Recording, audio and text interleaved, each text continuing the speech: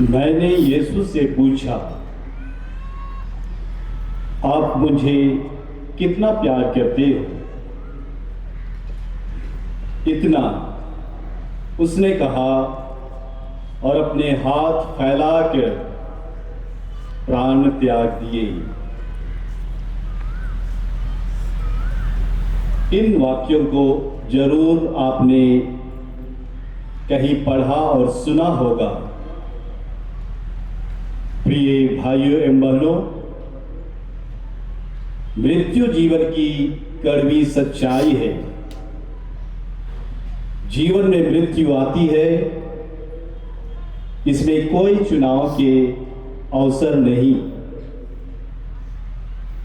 पिछले 2 साल महामारी के साल रहे हैं। हम में से कई यहां उपस्थित ने अपनों को खोया,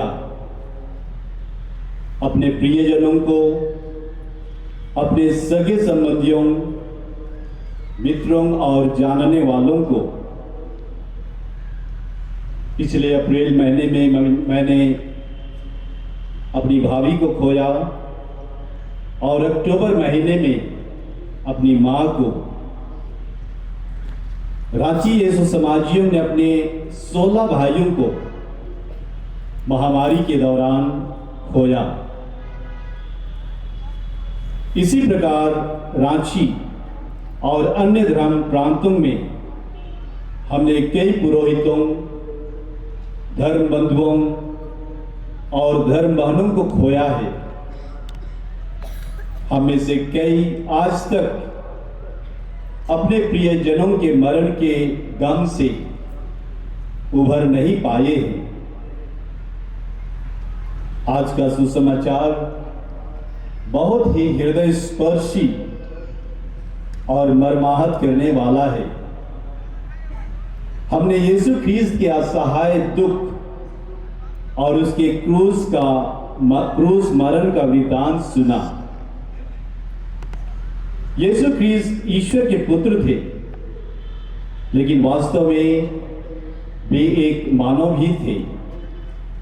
अतः उनकी पीड़ा एक वास्तविक पीड़ा थी, जिससे उसने हमारे गुनाहों के लिए, हमारी मुक्ति के लिए सहा। उनके कष्टों को हम 3 प्रकार से देख पाएंगे: मानसिक कष्ट, शारीरिक कष्ट और आध्यात्मिक कष्ट। मानसिक कष्ट में उन्होंने अपने आप को बिल्कुल अकेला, असहाय पाया। सबों ने उसे छोड़ दिया। उसके अपने शिष्य डर से भाग गए। जुदस ने विश्वासघात किया। पेतरुस ने कसम खाकर उसे अस्वीकार किया। उसे पापी और अपराधी की संज्ञा दी गई। उस पर झूठा दोषारोपण लगाया गया। यरूशलेम प्रवेश के दिन जिन लोगों ने उनकी जय जयकार, होसाना की थी, आज उन सबों ने ही उसे क्रूस दीजिए कहकर चिल्लाया। उसके कपड़े उतारे गए, उसे नंगा किया गया। कितनी अधिक मानसिक पीड़ा हुई होगी। उसके शारीरिक कष्ट का हम बयान नहीं कर सकते। सिपाहियों ने क्रूरतापूर्वक उस पर कोड़े लगाए, उसके सिर पर कांटों का मुकुट पहनाया, कंधे पर भारी क्रूस लादा गया। जब वे क्रूस के नीचे गिरे तो उसे घसीटा गया। पटक कर उसे क्रूस पर कीलों से ठोका गया और बेरहमी से उसे मार डाला गया।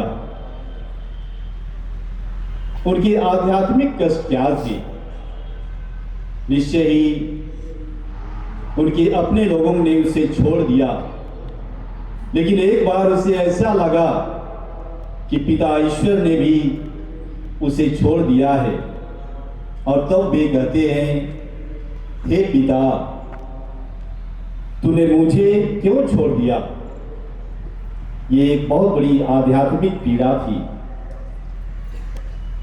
प्रिय भाइयों बहनों, यीशु के दुख भोग और उसके क्रूस मरण में हम कई लोगों को अपनी भूमिका निभाते हुए देखते हैं। सर्वप्रथम यूदस ने धोखे से यीशु के 30 चांदी के सिक्कों से बेच दिया और उसे पकड़वाया।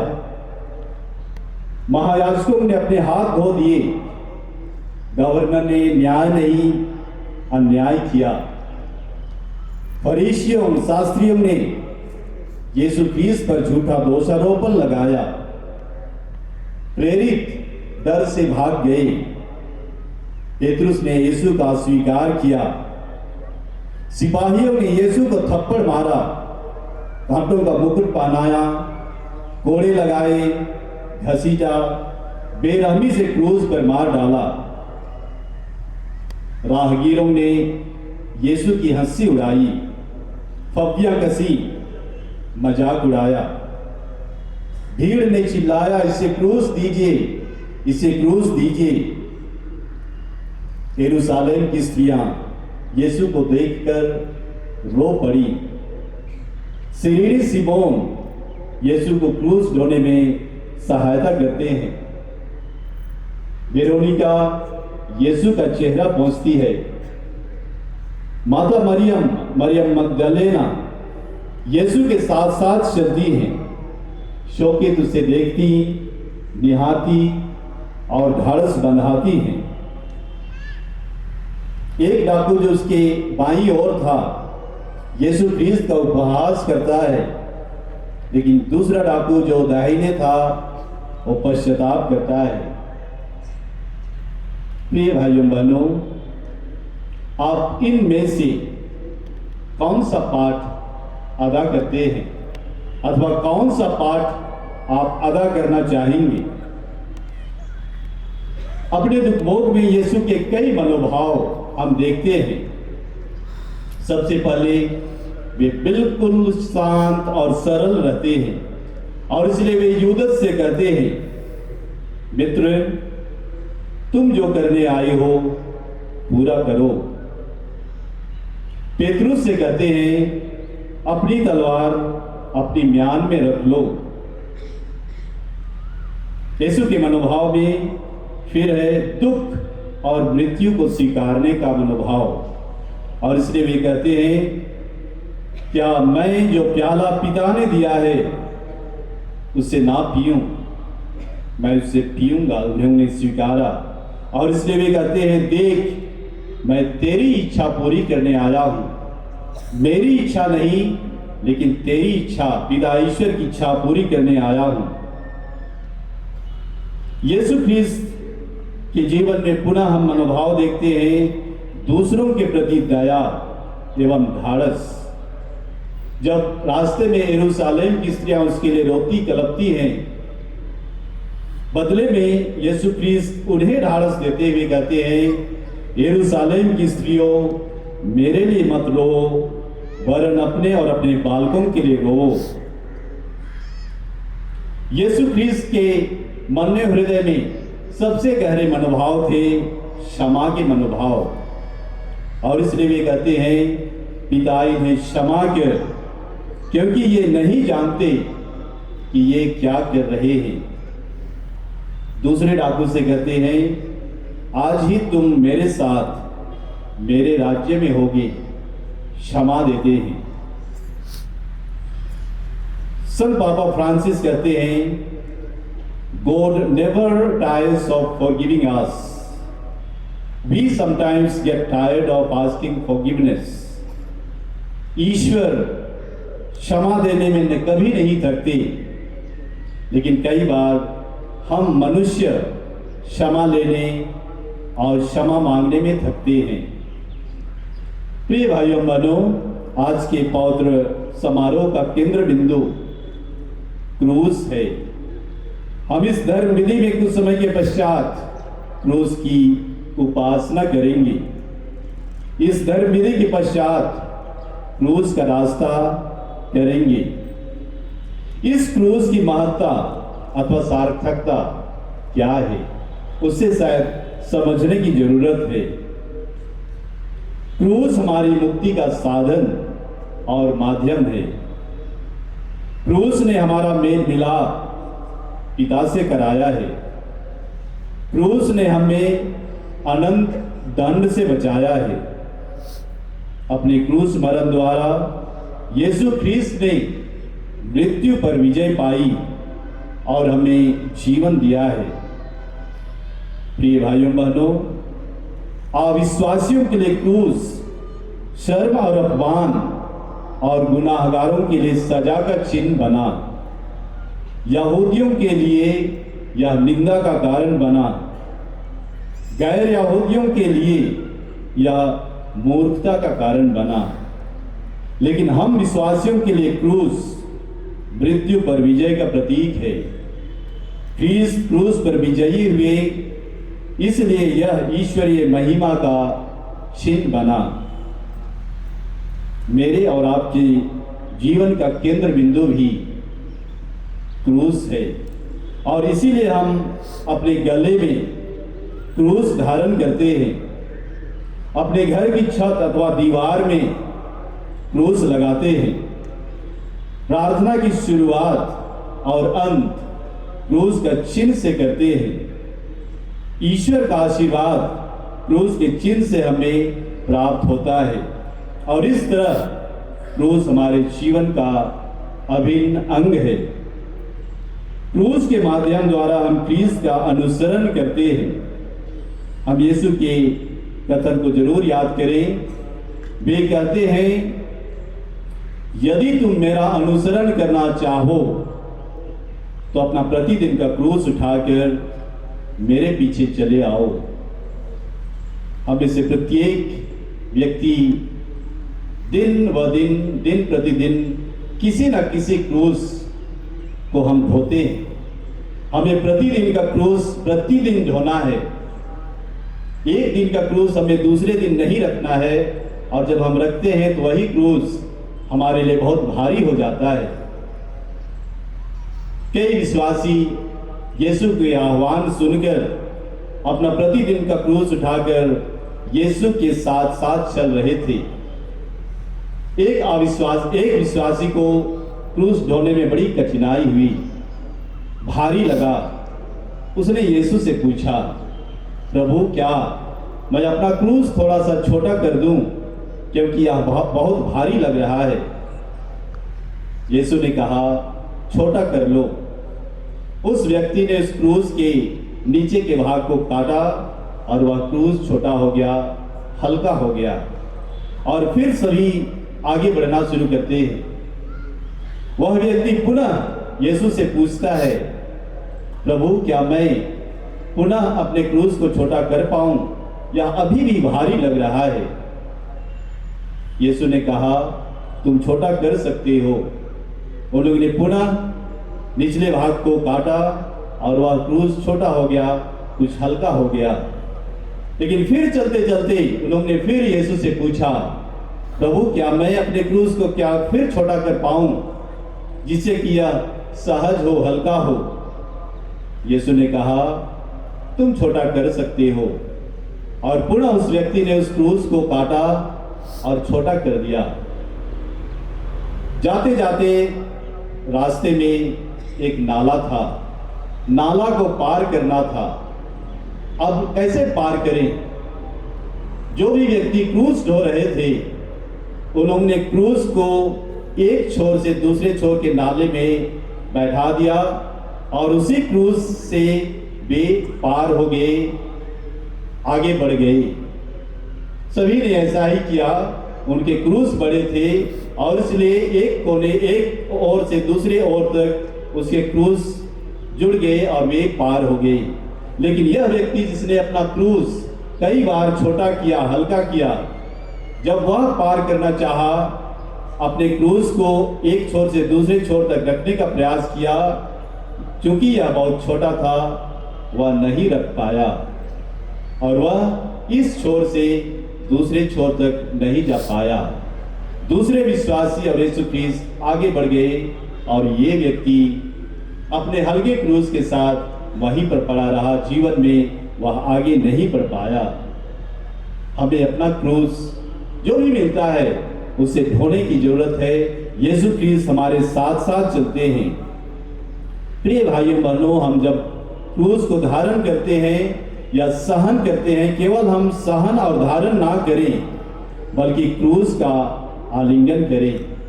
यीशु ख्रीस्त की भांति हम भी कई बार गिरेंगे, लेकिन हमें उठने की जरूरत है। क्रूस को हम एक कृपा के रूप में देखें। क्रूस एक पवित्रीकरण का साधन है। इससे हमें खुशी, शांति और प्रेम मिलता है। क्रूस हमें एक दूसरे और ईश्वर से जोड़ता है। छोटे समय में बच्चे गणित के विभिन्न चिन्ह की जानकारी लेते हैं। जोड़, गुना, घटाव, भागा। एक छोटी बच्ची अपने मैथमेटिक्स क्लास में इन्हीं चीजों को उन्होंने मैथमेटिक्स में जाना, जोड़, घटाव, गुना और भागा। एक रविवार को उसके पिता ने उसे गिरजाघर लिया। जैसे वो छोटी बच्ची अपने पिता के साथ गिरजाघर में प्रवेश करती है और सामने में देखती है जोड़ है, वो अपने पिता से पूछती है, पिताजी इस गिरजाघर में इस जोड़ का क्या महत्व है? यह जोड़ यहां पर क्यों है? पिता ने कहा कि बेटी यह क्रूस है, क्रूस है। यीशु ख्रीस्त इसमें टंगे हैं। लेकिन तुम सही कहती हो, यह एक जोड़ है। यह क्रूस हमें पिता ईश्वर से जोड़ता है। यह क्रूस हमें एक दूसरे से जोड़ता है। प्रिय भाइयों बहनों, इसी क्रूस ने हमें पिता ईश्वर से जोड़ा, हमें एक दूसरे से जोड़ा। संत बर्नट जो इंग्लैंड के एक बहुत ही संपन्न परिवार में जन्म हुए थे, एक शाम अपनी मां की आंचल में अपना सिर रखता है, मां के चेहरे को देखता है, मुस्कुराता है, धन्यवाद और प्रेम के भाव से मां से कहता है कि मां, इस दुनिया में मां के प्यार से कोई बड़ा प्यार नहीं है। उसकी मां कुछ समय चुप रहती है, लेकिन कुछ समय के पश्चात अपने गले में जो एक क्रूस था, उस क्रूस को अपने बेटे बर्नट की ओर दिखाते हुए कहती है, बेटा इसे देखो, ये क्रूस, इस पर ख्रीस्त टंगे हैं। मेरे प्यार से कहीं अधिक इस यीशु ख्रीस्त का प्यार तुम्हारे लिए, पूरी मानव जाति के लिए है। नबी इसायास के ग्रंथ अध्याय 49 पद संख्या 15 में कहा गया है, क्या एक मां अपने दूध मुहे बच्चे को भुला सकती है? यदि वह भुला भी दे तो मैं तुम्हें कभी नहीं भुलाऊंगा। ईश्वर का प्यार इतना असीम है। संत बर्नट पुनः कहते हैं, यदि आप दूसरों के लिए मर नहीं सकते तो ना कहें मैं तुम्हें प्यार करता हूं। वास्तविक प्यार का अर्थ है अपने आप को दे देना। यीशु के प्रेम की कहानी सभी प्रेम कहानियों से परे है। ईश्वर ने आदम और हेवा को इसलिए नहीं बनाया कि उससे उसकी जरूरत थी, लेकिन ईश्वर ने आदम और हेवा को इसलिए बनाया ताकि वह उससे अपना प्यार दे पाए, प्यार बांट सके। संत बर्नट की पुनः बातें मैं आपके समक्ष रखूंगा। वे कहते हैं, ईश्वर का प्रेम हम मनुष्यों के लिए इतना गहरा है कि वे कुछ भी और सब कुछ कर सकते हैं, कुछ भी और सब कुछ कर सकते हैं। ईश्वर का प्यार इतना महान है। और इसीलिए संत जोहन के सुसमाचार में हम पढ़ते हैं, ईश्वर ने हमें इतना प्यार किया कि उसने अपने एकलौते पुत्र को हमारे लिए दे दिया। पोलैंड निवासी मैक्सिमिलियन कोलबे एक फ्रांसिस्कन पुरोहित थे। फरवरी 1941 में नाजी जर्मनवासी आतंकवाद के समय मौत के कैंप में उन्हें यहूदियों को मदद करने के आरोप में रखा गया था। कैंप के नियमानुसार हर दिन 10 निर्दोष कैदियों को क्रूर मौत की सजा दी जाती थी ताकि वे और कभी यहूदियों को सहयोग करने का दुस्साहस ना कर सके। कुछ महीनों बाद मैक्सिमिलियन कोल्बे के एक सह कैदी जिसका नाम था फ्रांडिशेक, उसकी बारी आई। सह कैदी जोर से रो पड़ा और कहने लगा, कृपया मुझे छोड़ दिया जाए, मेरी पत्नी और मेरे बच्चे हैं। उसकी इस दयनीय दशा का एहसास करते हुए मैक्सिमिलियन कोल्बे आगे बढ़कर उस सह कैदी की जगह में मरने की इच्छा जाहिर की। अन्य 9 व्यक्तियों के साथ उन्हें भूखों मरने के लिए एक एकांत कोठरी में डाल दिया गया। अंततः वे 14 अगस्त 1941 में मर गए। वह सह कैदी फ्रांडिशेक मैक्सिमिलियन कोल्बे की मधुर स्मृति में अपने घर में एक स्मारक बनवाया जिसमें ये शब्द अंकित थे, in memory of Maximilian Kolbe, he died in my place. और वह व्यक्ति सदैव अपने को याद दिलाता रहा, I live because someone died for me. प्रिय भाइयों बहनों, आज हम में से प्रत्येक को ऐसा ही कहना चाहिए, आई live because Christ died for मी। मैं जीता हूं क्योंकि ख्रीस्त मेरे लिए मर गए। यीशु ख्रीस्त अकेला मरना चाहा ताकि हमारी मुक्ति हो, हम पाप की बंधनों से छुटकारा पाएं। आज हम इसी संदेश के साथ घर जाएं, आई live because Christ died for मी। मैं जीता हूं क्योंकि ख्रीस्त मेरे लिए मर गए। Father Jerry almost S very father एक उपदेशक थे। उन्होंने कहा, आइए हम आज वास्तव में इसे गुड फ्राइडे बनाएं। कैसे बनाएं? गुड पर्सन बनकर, अच्छे व्यक्ति बनकर। अच्छे व्यक्ति कैसे बनेंगे? गुड वर्क्स कर, अच्छे काम के द्वारा। और इसलिए गुड फ्राइडे ना केवल एक दिन है प्रिय माता पिता भाइयों बहनों, लेकिन आज और प्रत्येक दिन हमारे लिए गुड फ्राइडे होना चाहिए। हमें अच्छे व्यक्ति बनना चाहिए, अच्छे कार्य करना चाहिए। हम धन्यवादी हृदय से यीशु के असीम प्रेम की याद करनी है और अच्छे जीवन जीकर दूसरों को प्यार देना है।